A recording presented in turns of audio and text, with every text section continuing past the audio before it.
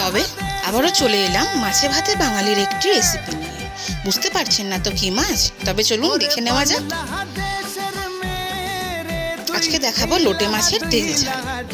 কড়াইতে তেল গরম হলে একটু মোটা করে কুচি করে রাখা পেঁয়াজগুলো দিয়ে ভাজতে দেব। ভেজে ভালো করে নেড়েচেড়ে পেঁয়াজগুলো নরম হতে হবে। নরম হয়ে গেলে দিয়ে দেব রসুন কুচি। আমি এখানে একটা ছোট গোটা রসুন কুচি করে নিয়েছি। রসুন কুচিগুলো দিয়ে ভালো করে নেড়েচেড়ে নিয়ে রসুনের কাঁচা গন্ধ চলে যাওয়া পর্যন্ত অপেক্ষা করব। এরপর দিয়ে দেব সরু সরু করে কেটে রাখা টমেটো কুচি। টমেটো কুচি দিয়ে এরপর একে একে স্বাদ মতো নুন, সামান্য পরিমাণ হলুদ আর বেশ কিছুটা লঙ্কার গুঁড়ো দিয়ে দেব। রান্নাটা হবে কিছুটা টকটক ঝাল ঝাল।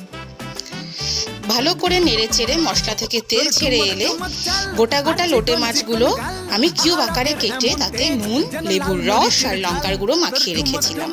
এই মাছগুলো দিয়ে কাঁচা অবস্থাতেই ভালো করে নাড়াচাড়া করে নিতে হবে। এরপর আর নাড়া যাবে না।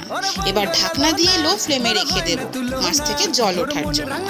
এই মাছের জলেই এটা রান্না হবে, এক্সট্রা কোনো জল লাগবে না।